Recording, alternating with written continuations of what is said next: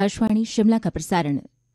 थोड़ी ही देर में प्रादेशिक समाचार प्रसारित होंगे, जिन्हें आकाशवाणी के धर्मशाला और हमीरपुर केंद्रों के साथ ही AIR FM शिमला 103.7 मेगाहर्ट्ज पर भी सुना जा सकता है। प्रादेशिक समाचार DTH पर भी उपलब्ध हैं।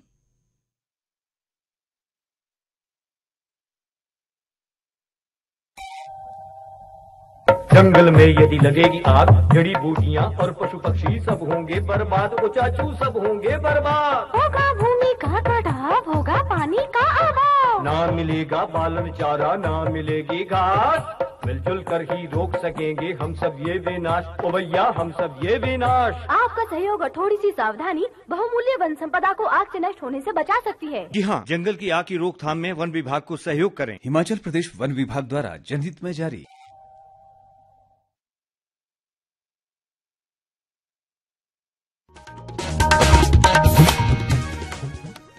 नमस्कार, ये आकाशवाणी शिमला है। अब आप प्रभा शर्मा से प्रादेशिक समाचार सुनिए। आज के मुख्य समाचार। मुख्यमंत्री जयराम ठाकुर ने कहा, प्रदेश को निवेश का पसंदीदा गंतव्य बनाने के लिए राज्य सरकार प्रतिबद्ध। केंद्रीय मंत्रिमंडल ने किसानों के लिए नियामक व्यवस्था को उदार बनाने के उद्देश्य से आवश्यक वस्तु अधिनियम में संशोधन को दी मंजूरी। प्रधानमंत्री गरीब कल्याण पैकेज से अब तक लगभग 43 करोड़ लोगों को 53,000 करोड़ से अधिक राशि हुई ट्रांसफर। और राज्य में कोरोना के 204 सक्रिय मामले, आज 12 नए मामलों की पुष्टि। अब समाचार विस्तार से। मुख्यमंत्री जयराम ठाकुर ने कहा है कि राज्य सरकार प्रदेश को निवेश के लिए पसंदीदा गंतव्य बनाने के लिए प्रतिबद्ध है। शिमला में आज वीडियो कॉन्फ्रेंसिंग के माध्यम से उन्होंने सीटी पावर लिमिटेड, नई दिल्ली के कॉरपोरेट मामलों के निदेशक SK मिश्रा के साथ बातचीत में कहा कि राज्य सरकार ने पर्यटन विकास के लिए एक नीति तैयार की है। मुख्यमंत्री ने कहा कि प्रदेश में बहने वाली 5 प्रमुख नदियां भी हिमाचल को पन बिजली उत्पादन के लिए पसंदीदा स्थान बनाती हैं। इस अवसर पर SK मिश्रा ने प्रदेश में 250 मेगावाट क्षमता के सौर ऊर्जा संयंत्रों को स्थापित करने की इच्छा से मुख्यमंत्री को अवगत करवाया। उन्होंने कहा कि कंपनी शिमला, कांगड़ा व मंडी जिलों में 5 सितारा होटल स्थापित करने की भी इच्छुक है।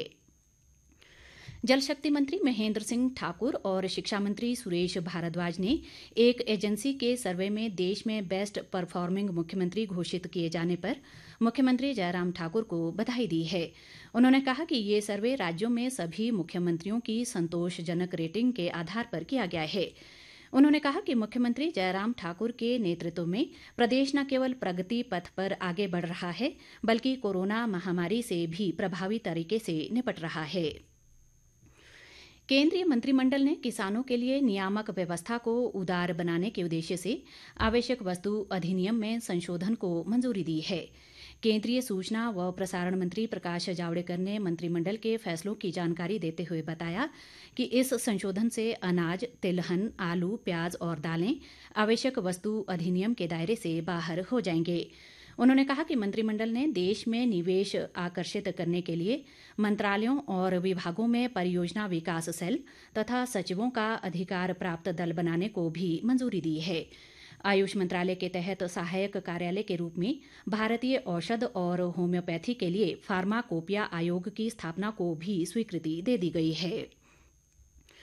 विश्व साइकिल दिवस पर प्रदेश साइकिलिंग एसोसिएशन के अध्यक्ष दिनेश मल्होत्रा ने आज शिमला में राज्यपाल बंडारू दत्तात्रेय से भेंट की। उन्होंने राज्यपाल को एसोसिएशन की गतिविधियों की जानकारी दी। राज्यपाल ने कहा कि साइकिल परिवहन का सरल रूप है और ये स्वास्थ्य के लिए भी लाभदायक है। उन्होंने कहा कि प्रदेश के कुछ क्षेत्र साइकिल पर्यटन को लोकप्रिय बनाने के लिए पसंदीदा स्थल हो सकते हैं। परिवहन मंत्री गोविंद ठाकुर ने आज मनाली के नागरिक अस्पताल का दौरा किया। उन्होंने अस्पताल में उपचार के लिए आए लोगों से उनका हालचाल जाना। परिवहन मंत्री ने यूथ हॉस्टल एसोसिएशन के तत्वावधान में अस्पताल के चिकित्सकों को N95 मास्क भी वितरित किए। उन्होंने कहा कि कोरोना महामारी के इस दौर में चिकित्सकों की भूमिका और अधिक बढ़ गई है। उद्योग मंत्री बिक्रम ठाकुर ने कहा है कि प्रदेश में विकास कार्यों को आगे बढ़ाने के लिए बजट की कोई कमी नहीं है। कांगड़ा जिले में जसवां परागपुर के नंगल चौक में आज पत्रकार वार्ता में उन्होंने कहा कि कोरोना संकट के बावजूद विकास की विभिन्न गतिविधियों को चरणबद्ध रूप से अमली जामा पहनाया जा रहा है। बिक्रम ठाकुर ने बताया कि राज्य में पेयजल किल्लत के समाधान के साथ सड़कों की दशा सुधारने का कार्य भी तीव्र गति से शुरू किया गया है। केंद्रीय सूक्ष्म लघु व मध्यम उद्यम मंत्रालय ने एमएसएमई क्षेत्र की परिभाषा और मानदंडों में संशोधन संबंधी अधिसूचना जारी की है। ये अधिसूचना 1 जुलाई से लागू होगी। उद्यम मंत्रालय ने कहा है कि छोटी इकाई के मामले में निवेश की सीमा को बढ़ाकर 10 करोड़ रुपए और टर्नओवर को 50 करोड़ रुपए कर दिया गया है। इसी तरह लघु उद्यमों की सीमा बढ़ाकर 20 करोड़ रुपए निवेश और 100 करोड़ रुपए टर्नओवर तक कर दी गई है। मध्यम श्रेणी के उद्यमों के लिए ये सीमा निवेश के लिए 50 करोड़ रुपए और टर्नओवर के लिए 250 करोड़ रुपए होगी। निर्यात को सूक्ष्म लघु या मध्यम श्रेणी के उद्यमों के टर्नओवर में शामिल नहीं किया जाएगा।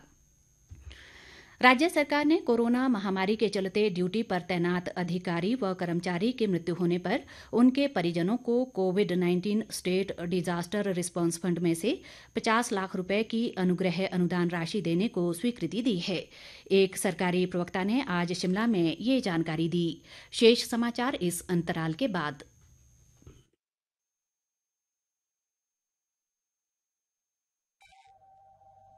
प्रसव के दौरान महिलाओं को अपनी देखभाल के लिए आर्थिक सहायता दिलाती है जननी सुरक्षा योजना। सरकारी स्वास्थ्य केंद्र में प्रसव करवाने पर अनुसूचित जाति, अनुसूचित जनजाति एवं गरीबी रेखा के निचले वर्ग की महिलाओं को जो शहरी क्षेत्र में है उन्हें 600 रुपए और ग्रामीण क्षेत्र में 700 रुपए की सहायता राशि दी जाती है। जननी सुरक्षा योजना का लाभ उठाएं। प्रसव के दौरान नजदीकी सरकारी अस्पताल आएं। राष्ट्रीय स्वास्थ्य मिशन हिमाचल प्रदेश द्वारा जनहित में जारी।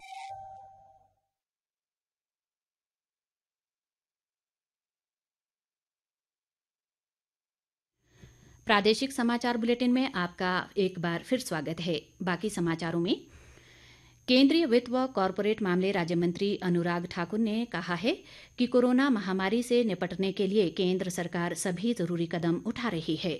एक बयान में उन्होंने कहा कि सरकार ने आत्मनिर्भर भारत पैकेज बनाते समय विभिन्न क्षेत्र के प्रतिनिधियों से व्यापक चर्चा की और उसी आधार पर नीतियां बनाई गईं।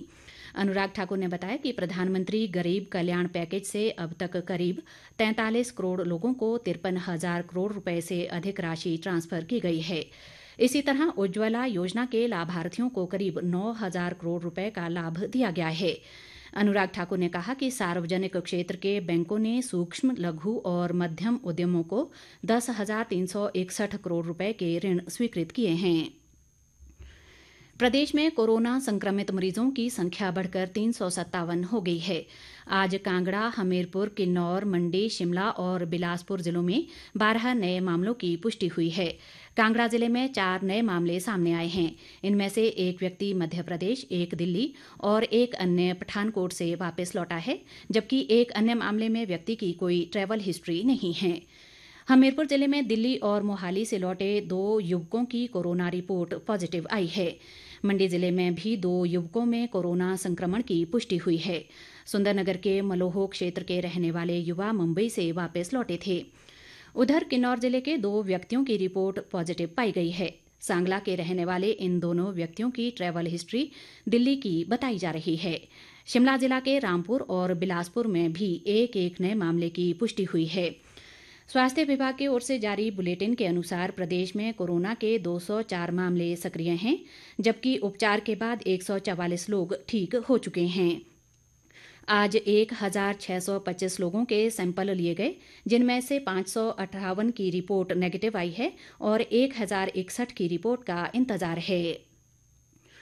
प्रदेश भाजपा केंद्र व राज्य सरकार के जन कल्याणकारी कार्यों को आम लोगों तक पहुंचाने के लिए 6 जून से कार्यक्रम शुरू करने जा रही है।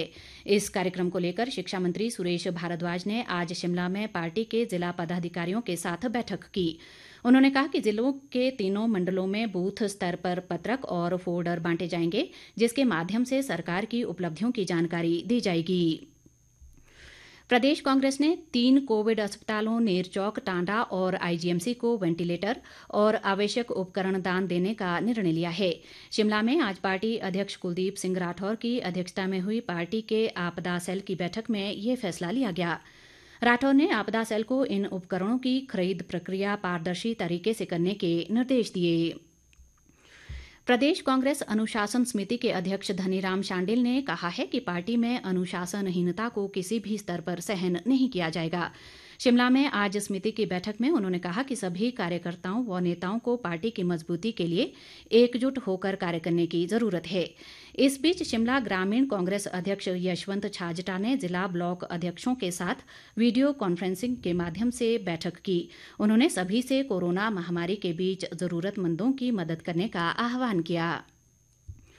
प्रदेश स्कूल शिक्षा बोर्ड ने राज्य मुक्त विद्यालय के तहत ली जाने वाली 10वीं और 12वीं की प्रैक्टिकल परीक्षाओं की नई तिथि जारी की है। बोर्ड के अध्यक्ष सुरेश कुमार सोनी ने बताया कि ये परीक्षाएं मार्च माह में कोरोना महामारी के चलते स्थगित की गई थीं।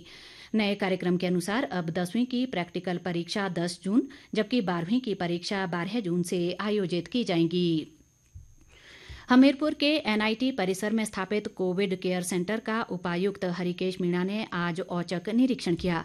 उन्होंने इस केंद्र में दी जा रही सुविधाओं का जायजा लेकर सेवाओं के संबंध में जरूरी दिशा निर्देश दिए। उन्होंने परिसर में स्वच्छता का विशेष ध्यान रखने पर बल दिया। अंत में मुख्य समाचार एक बार फिर। मुख्यमंत्री जयराम ठाकुर ने कहा, प्रदेश को निवेश का पसंदीदा गंतव्य बनाने के लिए राज्य सरकार प्रतिबद्ध।